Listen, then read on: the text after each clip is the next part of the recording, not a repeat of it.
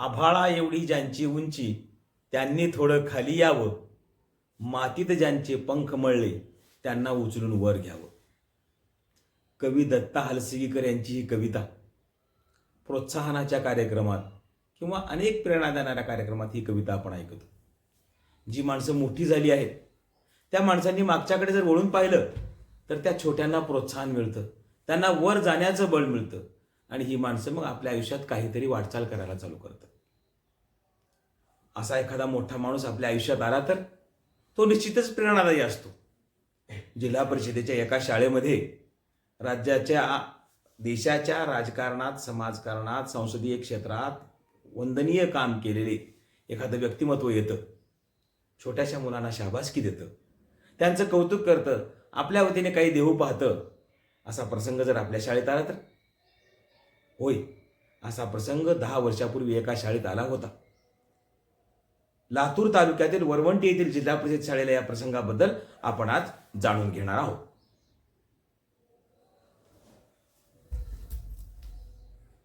तर मंडळी नमस्कार, मी धनंजय गुरसुरकर.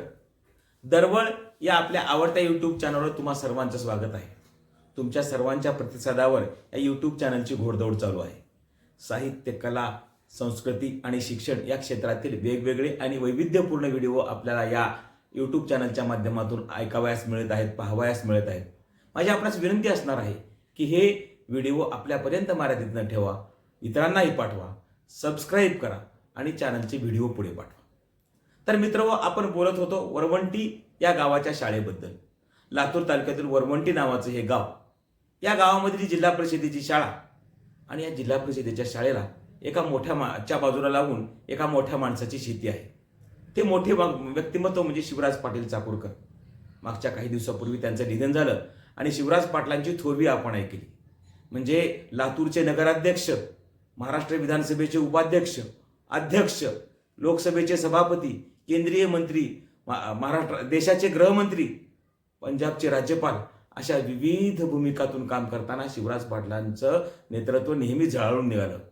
एक राजकारणातील संत म्हणून त्यांची ओळख आहे.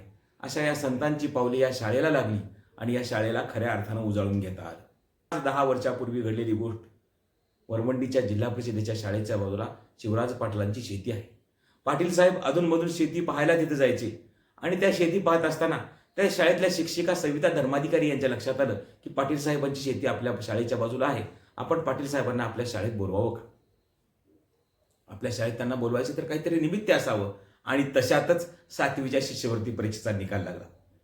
त्या वर्षीपासून शासनाचं धोरण बदललं होतं. यानंतर 7वीच्या ऐवजी 8वीला शिष्यवृत्ती येणार होती. म्हणजे 7वीची शिष्यवृत्ती परीक्षेची ती शेवटची बॅच होती आणि त्या बॅचमध्ये वरवंटीच्या शाळेतील सर्वच्या सर्व मुलं पास झाली होती आणि त्यातली 3 मुलं शिष्यवृत्ती धारक झाली होती. आता या मुलांचा सत्कार शिवराज पाटील साहेबांच्या हस्ते व्हावा असा एक छोटासा प्रयत्न या महिला शिक्षिकेने केला. खरं तर हे त्यांचं वेडे पण होतं, कारण जिल्हा परिषदेच्या एवढ्या छोट्या शाळेमध्ये एवढ्या मोठ्या माणसांना बोलवणं म्हणजे अवघड होतं. मात्र एके दिवशी काय झालं, शिवराज पाटील साहेब शेतामध्ये आले असताना त्यांनी आपल्या सोबत आपल्या ग्राम शिक्षण समितीच्या अध्यक्षा मीनाताई शिंदे यांना सोबत घेतलं. मीनाताई शिंदे यांचं कुटुंबच शिवराज पाटील साहेबांची शेती करत होतं, त्यामुळे त्या दोघी म्हणून शेतात गेल्या. त्यांनी चाकूरकर साहेबांना आपली ओळख सांगितली आणि साहेबांना सांगितले की साहेब, आमच्या शाळेमध्ये असं शिष्यवृत्ती परीक्षेच्या मुलांच्या सत्कारासाठी आपण यावं. पाटील साहेबांनी क्षणभर थांबले आणि म्हणाले, मी निश्चित येईन, परंतु मी एक काम करतो, माझ्या घरी जाऊन डायरी बघतो आणि त्या दिवशी काही नसेल तर मी निश्चित येईन. झाले. धर्माधिकारी बाईंना आनंद वाटला, शिंदेताईंना आनंद वाटला. ही मंडळी शाळेत आली. मात्र शाळेत आल्यानंतर त्यांनी इतरांना जेव्हा सांगितलं तेव्हा त्यांना अक्षरशः वेड्यात काढलं गेलं. अहो बाई, एवढा मोठा माणूस, एवढे मोठं नेतृत्व आपल्या शाळेत येतील कसं, आणि आलेच तर त्यांची व्यवस्था करणं आपल्याला जमेल का, हा विचार तुम्ही केलाय का? धर्माधिकारी बाईंना आता काही प्रश्नाचं उत्तर नव्हतं. बाई घरी गेल्या. घरी गेल्यानंतर त्यांनी आपल्या पतीलाही सांगितलं, असं असं मी आज केले. त्यांच्या पतीनेही त्यांना अक्षरशः वेड्यात काढलं. ते म्हणाले, अशा मोठ्या माणसांना अशा छोट्या कार्यक्रमात बोलवायचं नसतं, त्याचे काही प्रोटोकॉल्स असतात, ते तुला माहीत नाहीत. आता पुन्हा कृपा करून असं धाडस करू नको. धर्माधिकारी बाईने तो विषय तिथं सोडून दिला आणि झालं. काही दिवसानंतर मग कार्यक्रमाची तारीख आली आणि त्या ठरलेल्या दिवशी कार्यक्रम होणार होता. त्या दिवशी लातूर तालुक्याच्या त्याच वर्षी तालुक्याच्या गटशिक्षणाधिकारी म्हणून तृप्ती अंधारे या जॉईन झाल्या होत्या. तृप्ती अंधारे यांची उपक्रमशील गट शिक्षणाधिकारी म्हणून ओळख होतीच. माजलगावपासून त्यांच्या शैक्षणिक कार्याची चर्चा सगळीकडे होती आणि या उपक्रमशील गट शिक्षणाधिकाऱ्यांच्या हस्ते आपल्या शाळेतील विद्यार्थ्यांचा सत्कार व्हावा अशी मनोकामना त्यांनी व्यक्त केली आणि त्या कार्यक्रमाला तृप्ती अंधारे मॅडम येणार होते. कार्यक्रमाची वेळ झाली आणि अंधारे मॅडम आणखी यायच्याच होत्या आणि तोपर्यंत शिवराज पाटलांच्या शेतातून त्यांचा गडी धावत धावत शाळेत आला आणि धर्माधिकारी मॅडम कुठे आहेत म्हणून शोधू लागला. त्यांनी विचारलं काय? काय नाही, धर्माधिकारी मॅडमला चाकूरकर साहेब बोलणार आहेत. धर्माधिकारी मॅडम नेमकं शाळेच्या दुसऱ्या भागात म्हणजे 5वी ते 7वीच्या वर्गाकडे गेल्या होत्या. तेव्हा तो माणूस तिथं पळत गेला आणि त्यांनी सांगितलं की मॅडम तुम्हाला साहेब बोलणार आहेत. आता मात्र चकित होण्याची वेळ धर्माधिकारी मॅडमवर होती. त्यांनी फोन घेतला, नमस्कार केला. साहेब, मी धर्माधिकारी मॅडम बोलते. हा मॅडम, तुम्ही मला कार्यक्रमास येण्यासाठी सांगितलं होतं ना आज, तर मी तुमच्या कार्यक्रमासाठी तयार आहे. किती वेळात कार्यक्रम सुरू होईल? आता मात्र धर्माधिकारी बाईंना काहीच कळत नव्हतं. आता काय करायचं असा प्रश्न होता. कारण इकडं तर म्हणजे आपण चाकूरकर साहेबांना अधिकृत तारीख सांगितली नाही, आपण त्यांना केवळ बोललो आहोत, त्यामुळे ते येतील याचं महत्त्व नव्हतं. आणि इकडं असं मागे सांगितल्यासारखी घटना घडली होती म्हणून त्यांनी तो विषय सोडून दिला होता. आणि आता मात्र साहेब येत आहेत ही कल्पना त्यांना म्हणजे आनंद होत होता एकीकडे, आणि एकाकडे व्यवस्था करू शकू का असाही प्रश्न मनामध्ये होता. त्यांनी तो फोन ठेवला, या साहेब म्हटलं आणि लगेच आपल्या मुख्याध्यापकांना, केंद्रप्रमुखांना सगळ्यांना कल्पना दिली.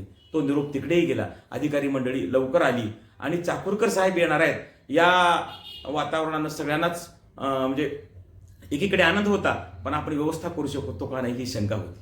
सगळ्यांनी धर्माधिकारी बाईंना म्हटलं, हो बाई तुम्ही असं कशाला करताय, एवढ्या मोठ्या माणसाला आपल्याकडे काय व्यवस्था आहे? तेव्हा बाई म्हणाल्या, आता काय होईल ते होईल, काय चुकलं तर ते माझ्यावर येऊ द्या, परंतु साहेब येत आहेत. आणि मित्र हो, थोड्या वेळाने खरंच चाकूरकर साहेब शाळेमध्ये आले. जिल्हा परिषदेची छोटीशी शाळा, त्यातील ती छोटीशी मुलं, काय शिष्यवृत्ती परीक्षेचं यश एवढ्या मोठ्या माणसाच्या दृष्टीनं. मात्र त्या मुलांच्या आयुष्यामध्ये शिष्यवृत्तीचं पश हे सगळ्यात महत्त्वाचं असतं आणि तो भूमिका घेऊन चाकूरकर साहेब शाळेमध्ये आले. चाकूरकर साहेब शाळेत आले. छान कार्यक्रम झाला. विद्यार्थ्यांचा सत्कार झाला, अधिकाऱ्यांचा सत्कार झाला, गावचे अनेक नागरिक उपस्थित झाले. त्या भागातील नेते संतोषजी देशमुख, माधवजी गंभीरे, विस्तार अधिकारी शिवाजी पनाळे, केंद्रप्रमुख बालाजी कोळी ही सगळी मंडळी आली. चाकूरकर साहेबांच्या उपस्थितीत छान असा कार्यक्रम झाला. त्या विद्यार्थ्यांचा सत्कार झाला आणि विद्यार्थ्याच्या सत्कारानंतर चाकूरकर साहेब जेव्हा भाषणाला उठले तेव्हा त्यांनी प्रत्येक विद्यार्थ्याला तू काय होणार असं विचारलं. बघा किती कमाल आहे. देशाचा गृहमंत्री राहिलेले, राज्याचे राज्यपाल राहिलेले, लोकसभेचे सभापती राहिलेले आणि विधी क्षेत्रात किंवा साहित्य कलेच्या सगळ्या क्षेत्रात एक उच्चतम व्यक्तिमत्व असलेले चाकूरकर साहेब त्या छोट्या मुलांशी छोट्या शाळेमध्ये संवाद साधत होते आणि प्रत्येक मुलाला विचारत होते. नेहमीप्रमाणे मुलगा म्हणाला, कोणी म्हणाला डॉक्टर होतो म्हणाला, कोणी म्हणाला इंजिनियर होतो म्हणाला, कोणाला शिक्षक व्हायचं होतं. साहेबांनी अनेकांना तो प्रश्न विचारला, मात्र त्यांना अपेक्षित उत्तर एकाकडूनही येत नव्हतं. तेव्हा त्यांनी तो प्रश्न त्या विद्यार्थ्यांना विचारला, अरे याच्यातल्या तुम्हाला कुणाला नेता व्हायचं आहे का नाही? तेव्हा एक मुलगा उठला आणि तो म्हणाला मला नेता व्हायचंय. तेव्हा चाकूरकर साहेबांनी सांगितलं की मोठे व्हा, नेते व्हा आणि चांगले नेते व्हा, जे आपल्या परिसराला, आपल्या देशाला, आपल्या राष्ट्राला घडवतील असे नेते व्हा.